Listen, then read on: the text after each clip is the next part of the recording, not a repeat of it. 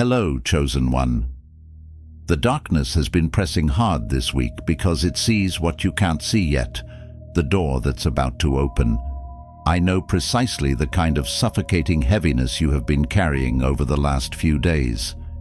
You have been sitting in the quiet, looking at the walls of your room, feeling this unnatural, almost violent friction in the atmosphere around you. You are dealing with unprovoked attacks, sudden surges of old anxieties, and the bizarre, erratic behavior of people who are suddenly throwing tantrums, breaking character, or exposing their hidden malice.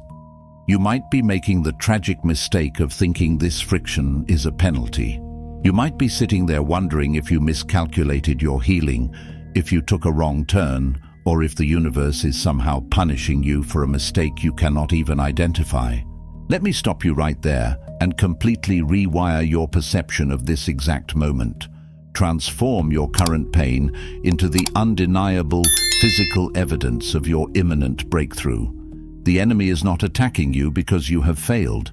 The spiritual resistance is not ramping up because you are moving in the wrong direction.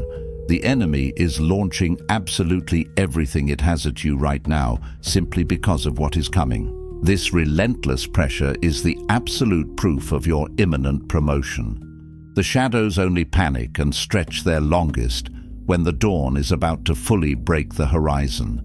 This intense spiritual warfare is the atmospheric pressure of you breaking through the stratosphere into a totally new, untouchable altitude of your destiny. I am declaring right now, today, this week, that this specific cycle of struggle, this exhausting marathon of dealing with performative, draining entities, is ending. It is coming to a definitive close within the next 24 hours, and for many of you, the chains are snapping by the time you reach the end of this very message. And it is not ending because of some random stroke of luck or a sudden shift in the astrological weather. It is ending because of the deep, agonizing, unseen internal work you have diligently, relentlessly completed in the dark. You have passed the test. You held your tongue when your ego screamed for blood. You maintained your grace when you were surrounded by individuals absolutely demanding your outrage. You shifted your internal architecture, and because you changed the blueprint, your external reality has no choice but to immediately conform to your new frequency. I'm Brian. For decades, I've been writing spiritual content and helping people to achieve real awakening, guiding individuals just like you through the treacherous, often brutal wilderness of deep psychological liberation and spiritual transformation. I have studied the precise mechanics of the human ego, the desperate pantomime of the insecure mind, and the breathtaking power of a soul that finally stops apologizing for its own light. I am here to tell you exactly why certain people in your life are currently exposing themselves in the most embarrassing, frantic ways imaginable. The premise is delightfully simple, yet profound. The people who secretly competed with you are unmasking, because your frequency has literally forced their synthetic facades to melt. Everyone in the unseen realm and the silent observers in the physical realm are talking about how you checkmated them with sheer style. And the absolute beauty of this victory is that it cannot be undone. They are panicking because you stopped playing by their toxic, fabricated rules, and in doing so, you collapsed their entire performative reality. Before we dive into the exact anatomy of how you effortlessly dismantled their game, I need you to subscribe to the channel, hit the like button to lock in this energetic alignment, drop a comment with what point hit you hardest, and share this video with another chosen one who needs this exact confirmation today. Step 1. Liquidate the pedestal you built for their false potential. The grand tragedy of your spiritual journey, and perhaps your most beautiful vulnerability, has always been your supernatural ability to see the absolute highest potential in deeply broken, deeply stagnant people. Because you are a chosen one, your default operating system is immense, overflowing empathy. When you look at individuals who are operating from a place of malice, insecurity, or toxic performance, you do not immediately see the hollow, echoing void that they actually are. Instead, you look right past the debris and see the magnificent architecture of who they could become if they simply chose to heal. You took your own pure energy, your precious time, and your deep reservoir of grace, and you built a towering, gleaming pedestal for them. You placed them squarely on top of it, projecting your own beautiful, profound inner light onto their empty canvas. The stark contrast here is the raw, uncomfortable truth of human psychology. You operate from a place of authentic, overflowing alignment, while the imitator operates from a place of perpetual deficit. You wanted them to step into their light, but they were utterly terrified of it. Achieving that potential would require them to enter the agonizing fire of self-accountability, and they would much rather freeze to death in their comfortable, familiar victimhood than do the brutal work of dismantling their own ego. The deep psychology of their current, frantic meltdown is rooted entirely in the fact that you finally woke up and stopped pretending their potential was their reality. When you dismantled that pedestal, you did not do it with explosive rage or a vindictive scream. You did it with a quiet, devastating clarity. You simply reached out and took your emotional masonry back. You accepted them for exactly who they are choosing to be in this current moment, rather than the fictionalized, healed version of them you had constructed in your hopeful imagination. This realization is absolutely terrifying for a performative individual because their entire survival strategy relies on people buying into their illusion. They relied entirely on a script where you would endlessly forgive them, endlessly over-explain yourself, and endlessly shrink your brilliance to make their mediocrity feel comfortable. They need you to keep making excuses for their lack of evolution. By withdrawing your endless reservoir of benefit of the doubt, you forced them to stand alone in the harsh, unflattering fluorescent light of their actual behavior. They are frantically melting down right now because the mirror you hold up, simply by existing in your unapologetic truth, reflects a grotesque reality they cannot stomach. They resent your light not because it is inherently offensive, but because it aggressively exposes the thick layer of dust in their own house. Think of them as someone trying desperately to catch lightning in a cheap plastic cup. Your anointing, your genuine spiritual power, your raw and unedited connection to the divine, that is the lightning. It is massive, untamable, inherently destructive to anything artificial and entirely organic.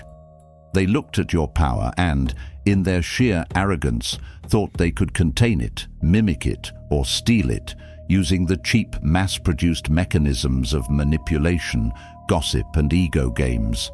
But the moment the raw, unfiltered electricity of your truth made contact with their artificial construct, their cup melted. They are left holding nothing but the warped, toxic, burning remnants of their own failed strategy. Your checkmate in this step was simply walking away from the laboratory where they were trying to bottle your essence. You stopped supplying the lightning. You realized that your divine calling is not a rehabilitation center for people who are violently committed to misunderstanding you. The emotional mechanics of this realization are profoundly heavy, but ultimately serve as the ultimate liberation of your soul. You had to grieve the illusion of who you thought they were. You had to sit on the floor of your bedroom and weep for the death of a connection that never actually existed outside of your own empathetic projections. But in that grief, you reclaimed your spiritual sovereignty. The goofy, almost comical nature of their current behavior, the passive-aggressive posts, the frantic gathering of new enablers to validate their victimhood, the sudden desperate attempts to prove they are thriving, is just the pathetic thrashing of an ego that realizes it has permanently lost its primary food source. They are competing with a divine calling, which is the spiritual equivalent of a toddler trying to arm wrestle a Category 5 hurricane. They cannot win, they were never going to win, and deep down in the darkest, quietest corners of their deeply insecure minds, they absolutely know it. Your refusal to participate in their delusion is a stylish, permanent checkmate that leaves them entirely exposed, wandering the stage without a script, staring into an audience that has already gone home. Step 2. Weaponize the terrifying vacuum of your absolute silence. If there is one fundamental law governing the economy of a toxic, highly performative person, it is that their entire existence is built upon the currency of chaos. They do not know how to connect with human beings through intimacy, vulnerability, genuine mutual respect, or quiet shared presence. Their nervous systems are wired in such a deeply dysfunctional way that they literally perceive peace as a lethal threat and interpret high-conflict drama as love and significance. Therefore, to feel alive, to feel like they matter, and to feel powerful, they must constantly, relentlessly provoke a reaction from you. They will purposefully poke your old healing wounds. They will blatantly cross your established communicated boundaries, and they will loudly whisper your name in rooms full of people who are committed to misunderstanding you, all in a desperate bid to pull you back down into the mud where they reign supreme. The profound contrast here is the breathtaking difference between your deeply cultivated internal architecture of peace and their frantic, flailing external performance of provocation. You have spent countless, agonizing hours in the dark night of the soul, painstakingly learning how to regulate your own nervous system, learning how to find stillness in the center of the storm. They, conversely, have spent their entire lives learning how to manufacture the storm because they are terrified of what they will hear in the silence. The deep psychology of why your non-reaction utterly destroys them is rooted in the concepts of narcissistic supply and energetic vampirism. When you argue with them, when you defend your character, when you cry, or even when you passionately, aggressively tell them off, you are actively feeding them.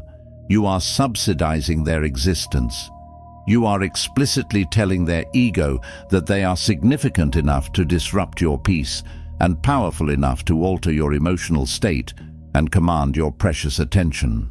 But when you consciously choose to embrace the profound, terrifying silence of non-reaction, you completely, mercilessly cut off their air supply. You step entirely off their meticulously designed chessboard. A pawn cannot capture a king if the king simply refuses to look at the board, stands up, and walks out of the room. They are currently melting down because your silence acts as an impenetrable mirror, forcing their projected toxicity to bounce right back onto their own skin. Without your emotional reaction to act as a buffer, to absorb the shock of their malice, they are left entirely alone in a silent room with their own echoing, ravenous demons. Your silence is the ultimate weapon because it forces them to look at the grotesque, undeniable nature of their own behavior without the distraction of your outrage. Imagine a desperately hungry, frantic parasite that has finally been detached from its host, thrashing around wildly on a sterile, white, illuminated floor. For years you were the host. You provided the rich emotional lifeblood that kept their artificial, inflated ego pumping. You thought you were engaging in conflict resolution, but they were engaging in an energetic harvest. By going completely, radically silent, by refusing to explain your side of the story one more time, by refusing to defend your immaculate character to people who are addicted to misunderstanding you, you placed that parasite on the sterile floor. The sheer, unadulterated panic they feel right now is the panic of psychological starvation. They will try absolutely everything to get you to react. They will escalate their erratic behavior. They will send flying monkeys to test the perimeter. They will create elaborate smear campaigns. All of it is just the frantic, goofy flailing of a starved ego trying desperately to reattach its feeding tube to your vein. But your boundaries are now coated in spiritual Teflon. Nothing sticks. Nothing penetrates. Your peace is hermetically sealed. This step requires a terrifying, almost superhuman level of spiritual maturity because your ego will absolutely scream at you to defend your honor. Your ego will want to present the receipts, state the undeniable facts, and prove to the entire world that you are the sane one and they are the abuser. But the chosen one eventually learns that the court of public opinion is a kangaroo court entirely run by clowns. You do not need a verdict from a clown. You do not need validation from a circus. Your checkmate is fully realized in the quiet, unshakable sanctuary of your own mind.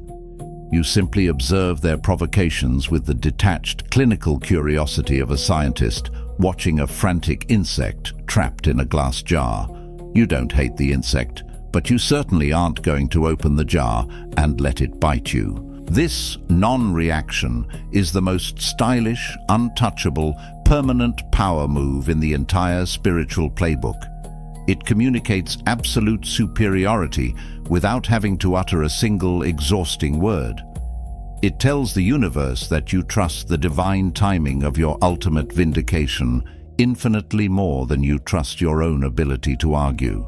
And in that beautiful, expansive silence, the universe goes to work aggressively on your behalf, dismantling their strongholds while you simply sit back, breathe deeply, and enjoy your peace. Step 3. Expose their frantic mimicry as a devastating admission of spiritual bankruptcy. As you ascend higher into your authentic self, you inevitably begin to shed the behaviors, speaking patterns, and reactionary impulses that were originally born from your trauma. You start moving with a distinct, undeniable rhythm that is entirely your own. This is your soul's biometric signature, an energetic fingerprint that cannot be replicated, purchased, or borrowed by anyone else in the cosmos. The imitator, the toxic individual who has been secretly studying you from the shadows, recognizes the undeniable power and the effortless magnetism of this authenticity. But instead of undertaking the brutal, unglamorous internal work required to excavate their own rhythm, they make the deeply lazy and parasitic decision to simply steal yours.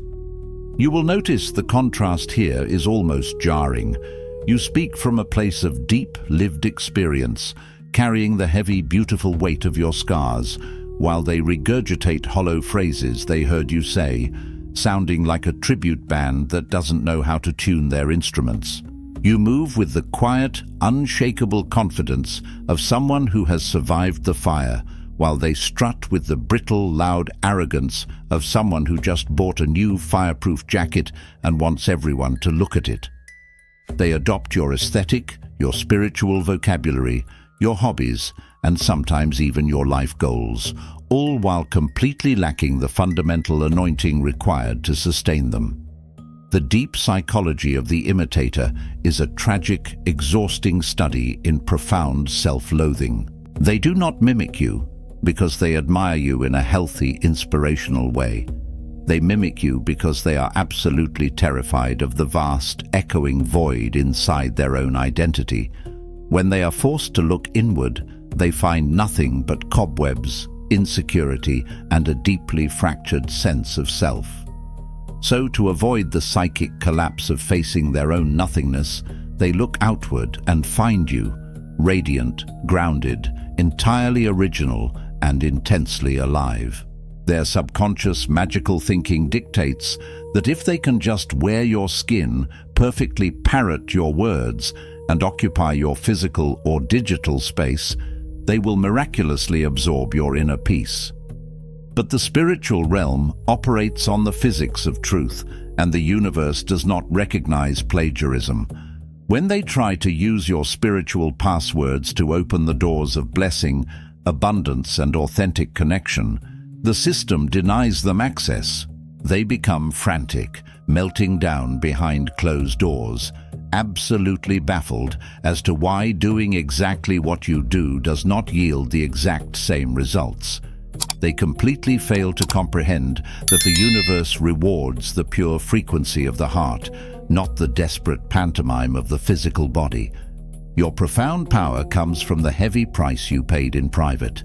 Their spectacular failure comes from trying to skip the crucifixion and go straight to the resurrection. It is like watching someone try to conduct a world-class symphony orchestra by aggressively, wildly waving a stick in the air, completely ignorant of the fact that they don't know how to read a single note of music, and the musicians aren't even looking at them. They are going through all the physical motions of leadership, of spiritual depth, of profound wisdom, but there is no music being produced. It is just chaotic, embarrassing, deafening silence. Your checkmate here was not to call them out publicly. You didn't need to post a side-by-side comparison of their mimicry or loudly accuse them of stealing your intellectual and spiritual property. Your checkmate, executed with absolute undeniable style, was simply continuing to evolve at a speed they could not match. By the time they figured out how to perfectly imitate your last phase, you had already metamorphosed into something entirely new, entirely unrecognizable to their limited perception. You left them constantly clutching at the ghost of who you used to be, forever one step behind, forever wearing last season's energetic wardrobe. This dynamic highlights the sheer, undeniable goofiness of those who try to compete with a genuinely anointed chosen one. They are running a race on a completely different track, sweating, bleeding, constantly looking over their shoulder at you, while you aren't even running, you are flying. You have realized that imitation in the realm of spiritual warfare is not the highest form of flattery. It is the loudest, most pathetic confession of an identity crisis. When you finally recognized their stolen script for exactly what it was, a desperate coping mechanism for a hollow soul, you completely stopped feeling threatened by them. You stopped feeling violated by their psychic trespassing and started feeling a profound, detached, almost clinical pity. You realized that to actually be them is a punishment in itself. They have to wake up every single day and exhaust massive amounts of psychological calories trying to remember how to be a counterfeit version of you, trying to remember what mask to wear and what lines to say.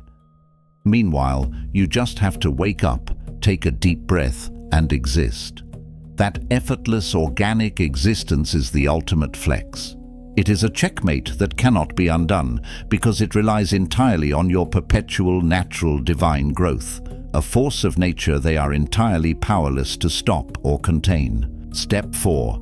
Neutralize their smear campaign by ascending completely beyond the battlefield. When a highly performative, fundamentally toxic individual finally reaches the terrifying realization that they can no longer control you, manipulate your emotions, or extract a single drop of reaction from your stabilized nervous system, their immediate, predictable pivot is to attempt to control how other people perceive you. This is the chaotic birth of the smear campaign. They frantically begin to run from person to person, gathering what psychology accurately calls flying monkeys, the enablers, the gullible listeners, the chronic gossipers, and fellow toxic individuals who are easily swayed by a dramatic sob story. The contrast here is incredibly stark and beautifully defining. You, operating in your divine calling, have actively chosen the path of authentic, sometimes painful, but profoundly purifying isolation. You have bravely allowed the universe to prune your social circle down to the absolute bare minimum, deeply preferring the quiet, nourishing company of divine alignment over the noisy, depleting validation of a confused, low-vibrational crowd. The imitator, on the other hand, absolutely cannot survive in isolation. To sit alone is to invite psychic death. They must aggressively construct a crowded emptiness. They gather a pathetic court of easily manipulated jesters to sit around them and sing loud, off-key praises of their victimhood, aggressively agreeing that you are the terrifying villain of the story.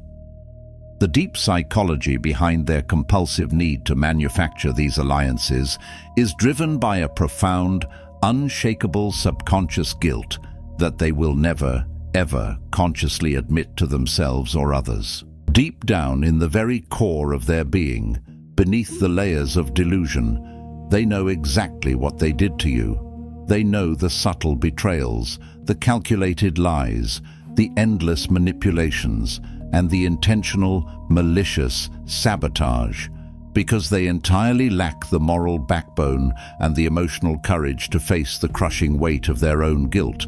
They must outsource their conscience to a crowd.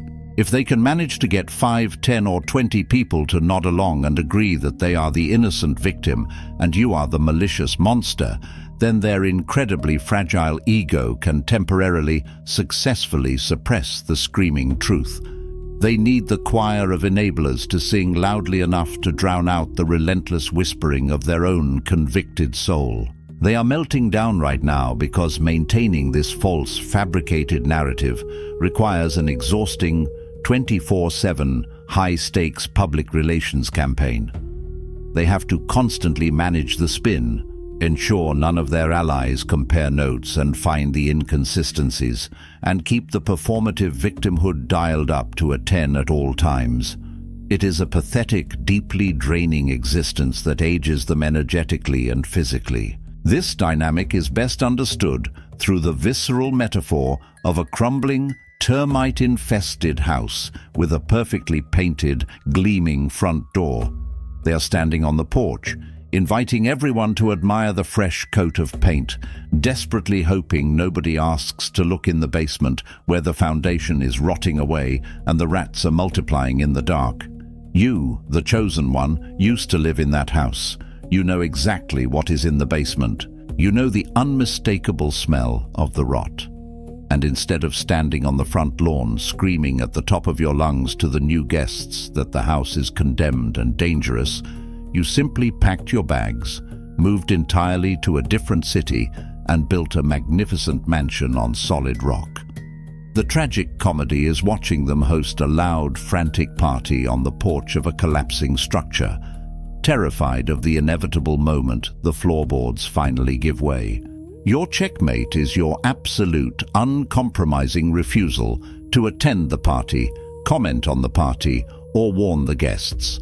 You deeply understand that people who are naturally drawn to toxic, gossiping narratives will inevitably have to learn their own painful, brutal lessons when the floor eventually caves in under their feet. There is an undeniable, almost goofy, dark humor in watching them scramble to build an army against an opponent who isn't even on the battlefield. You have completely moved on.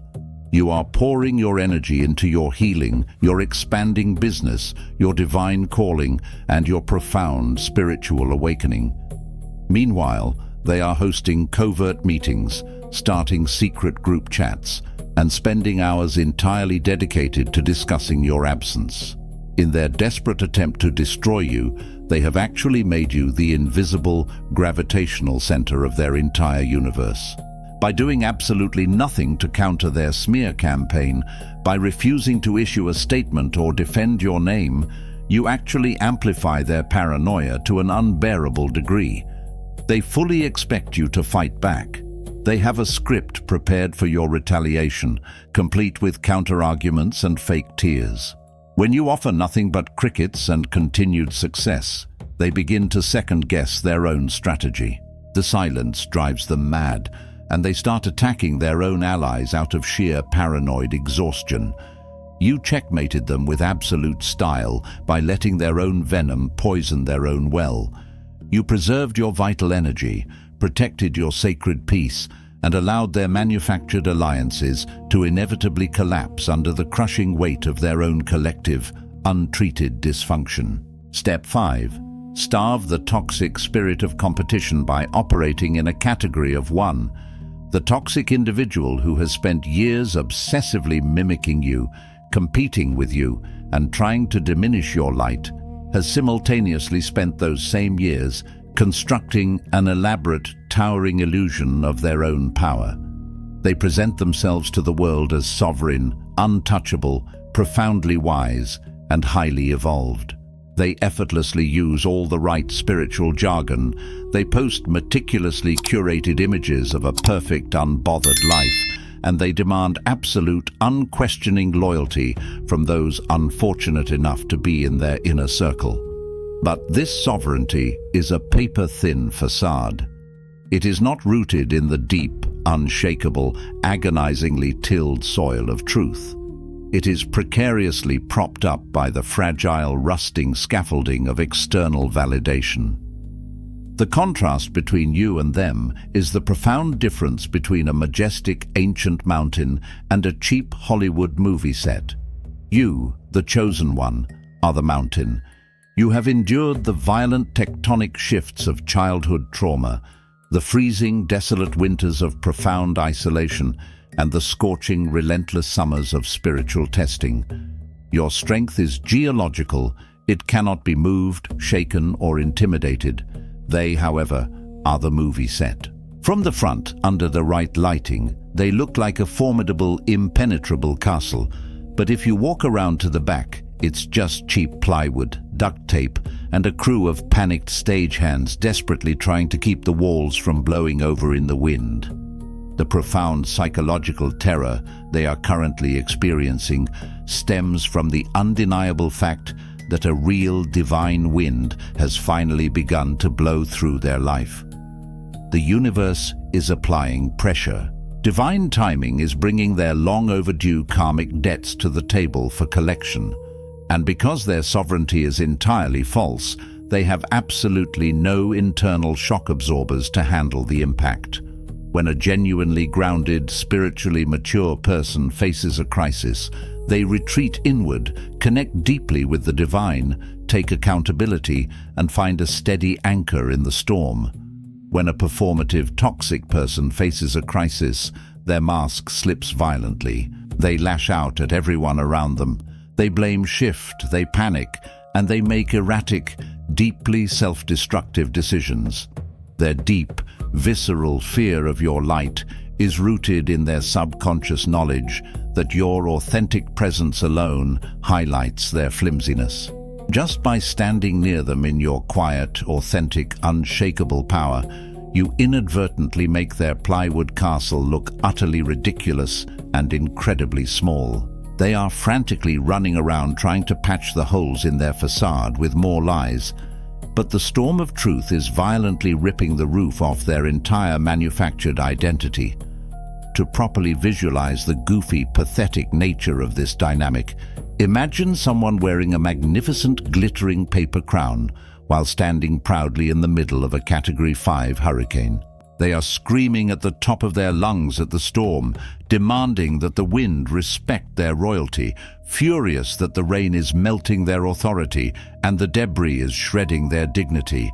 They look absolutely absurd. They look goofy, and this is exactly how the spiritual realm views those who try to usurp the position of a genuinely anointed chosen one using manipulation, deceit, and performance.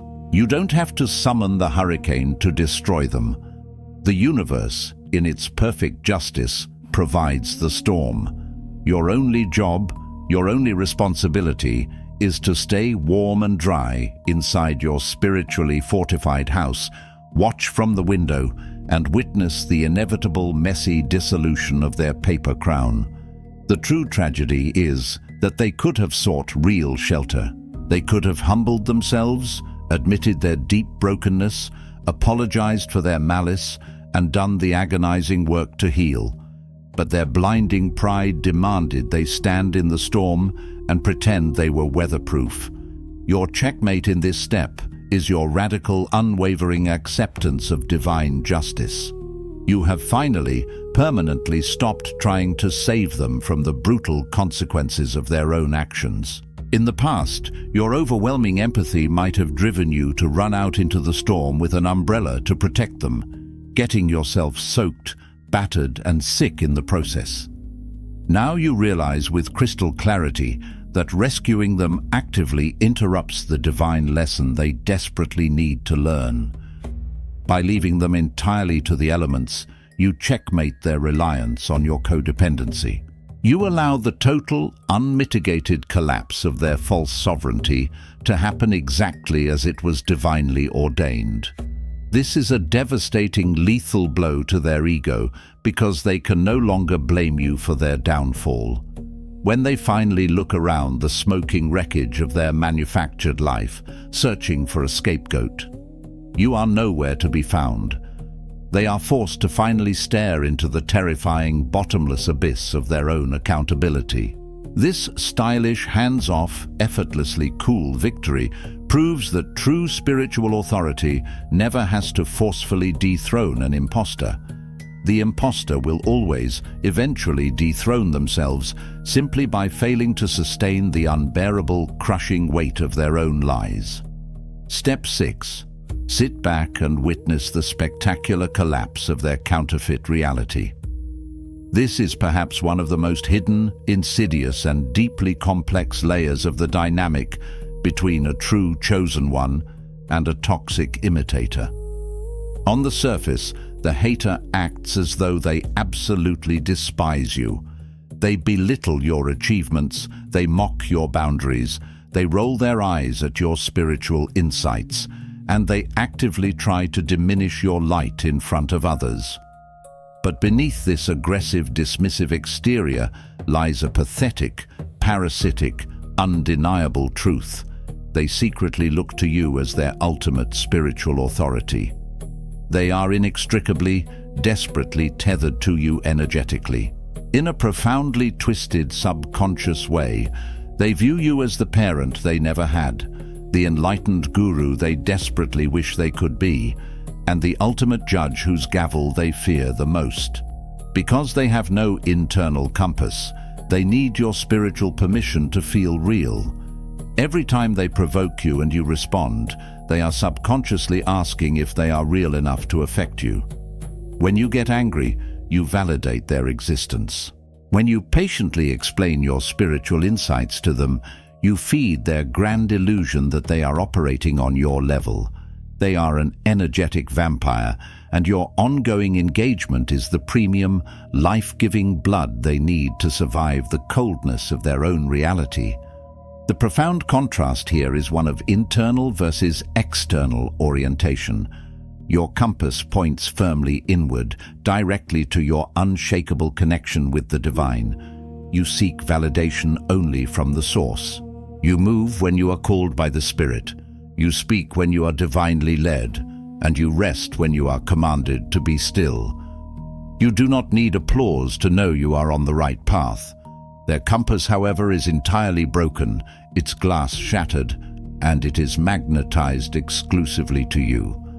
They obsessively track your every move.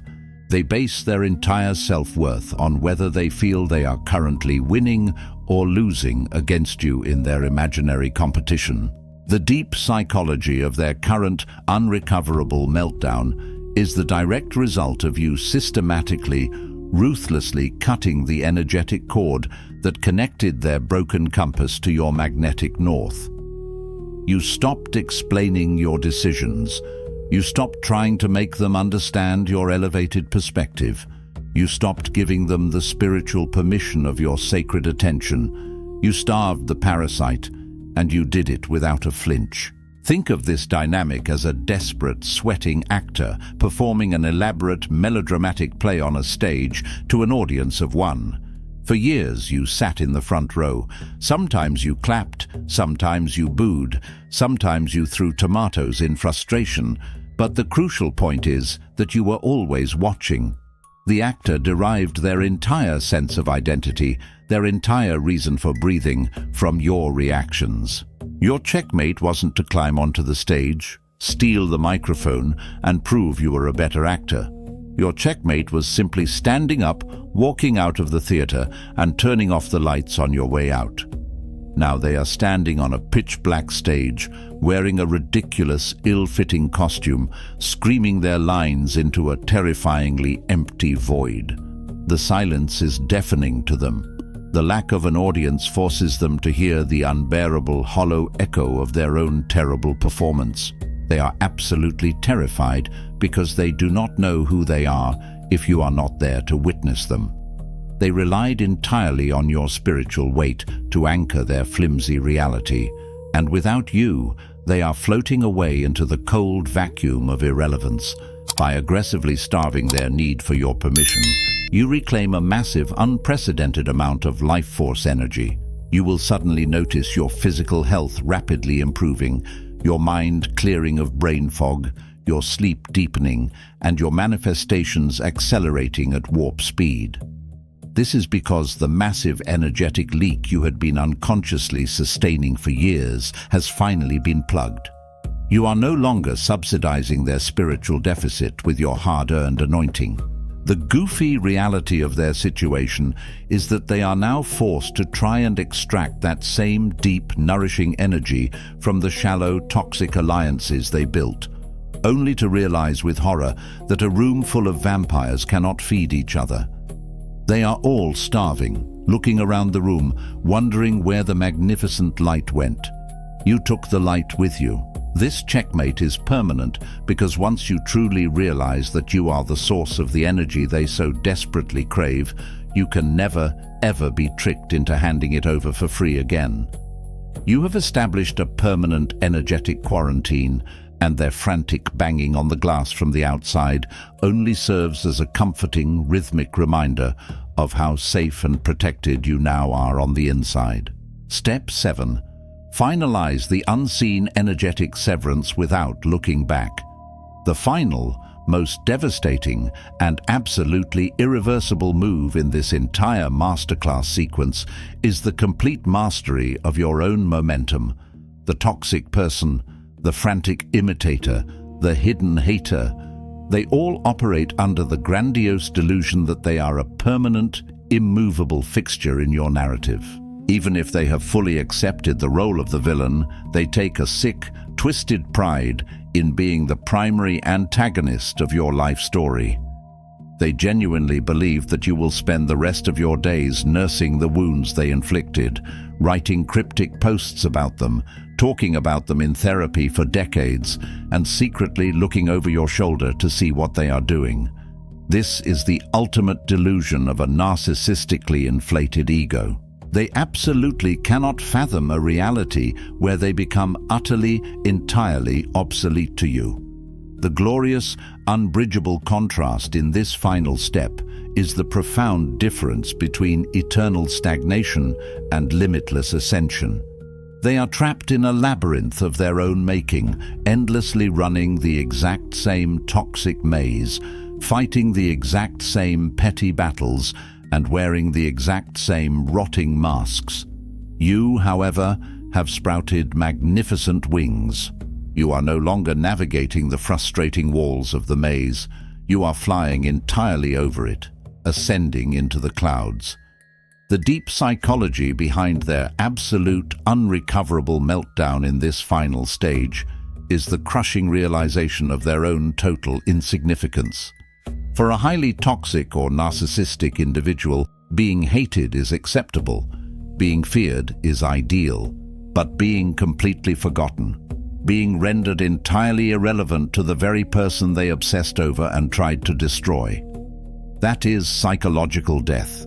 When they realize that you are genuinely moving forward, that you are building thriving new businesses, discovering unprecedented levels of joy, attracting healthy, high-vibrational love, and stepping fully, unapologetically into your prophetic calling, they shatter into a million pieces. They thought they had broken you. They thought their coordinated smear campaigns and relentless energetic attacks had permanently clipped your wings.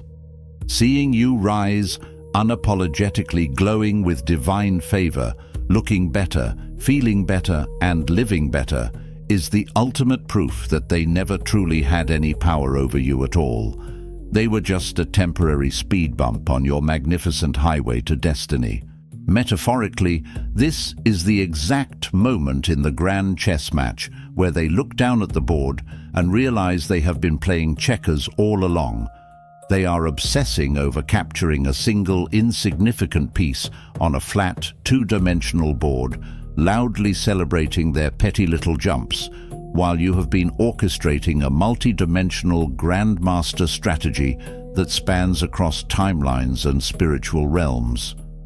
Your final move isn't a loud, aggressive attack. It isn't a vindictive strike designed to draw blood. It is simply the quiet, elegant, perfectly timed placement of your final piece that structurally, permanently traps their king without a single drop of blood being spilled. Checkmate. The game is over, and the ultimate style of this victory is that you don't even stick around to watch them knock over the board in a screaming tantrum. You stand up, straighten your posture, and walk out of the park into the blazing, warm sunlight of your new reality. You leave them sitting there alone, staring in horror at a board they never understood, playing a game they could never win, against an opponent who has already forgotten their name. This forward momentum is the ultimate definition of style. It is the epitome of unshakable grace under fire. You do not look back because you deeply understand the spiritual law of looking back at the burning city of toxicity. Entertaining the drama of the past only turns you into a pillar of salt, frozen in bitterness, trauma, and regret. You refuse to be frozen. You refuse to let their dysfunction dictate the speed of your destiny for one more second. You solidify this checkmate every single morning you wake up and consciously choose radical gratitude over grievance. You solidify it every time you create something beautiful out of the ashes they tried to bury you in. You solidify it by radically, unapologetically, outlandishly thriving. Your success, your profound internal peace, and your unbreakable alignment with the divine are the final, crushing verdicts that completely rewrite history. They desperately wanted to be the authors of your destruction, but you checkmated them with style by proving they were nothing more than a microscopic footnote in the epic, triumphant masterpiece of your ascension. Let us zoom out for a moment and look at the magnificent, breathtaking big picture of what has actually transpired here. This entire ordeal, this exhausting, drawn-out battle with performative, toxic imitators, was never really about them. They were merely the heavy resistance training your soul required to build the spiritual muscle necessary to carry the immense, glorious weight of your calling. The enemy used them as convenient pawns to try and distract you, to try and pull you down into the muck of petty arguments, self-doubt, and low vibrational warfare. But your authentic alignment was always the real target, and it is the one thing they could never, ever touch. The reason everyone in the unseen realm and everyone paying attention in the physical realm is talking about how you checkmated them with style is because you defeated them not by using their dirty weapons, but by rendering their weapons entirely useless. You proved once and for all that darkness cannot conquer light. It can only serve to define the exact space where the light shines the absolute brightest. You do not need revenge. You never needed revenge. Revenge is the clumsy, desperate tool of the powerless. Your exponential growth, your unshakable peace, and your brilliant, blinding authenticity, that is your vengeance. That is the final verdict the universe has handed down unequivocally in your favor. You have been completely vindicated by time, by truth, and by the undeniable divine hand that guides your every step. Do not waste another ounce of your precious golden energy looking backward at the people who are drowning in the shallow puddles of their own making. You are called to navigate the deep, magnificent oceans of destiny. Before you go, make sure you have subscribed to this channel to stay firmly anchored in this frequency of victory. Hit the like button to seal this transmission in your spirit. Drop a comment with what point hit you hardest, and share this video with a fellow chosen one who needs to know they have already won the war. You are untouchable now. The checkmate is permanent. Stay chosen, stay blessed.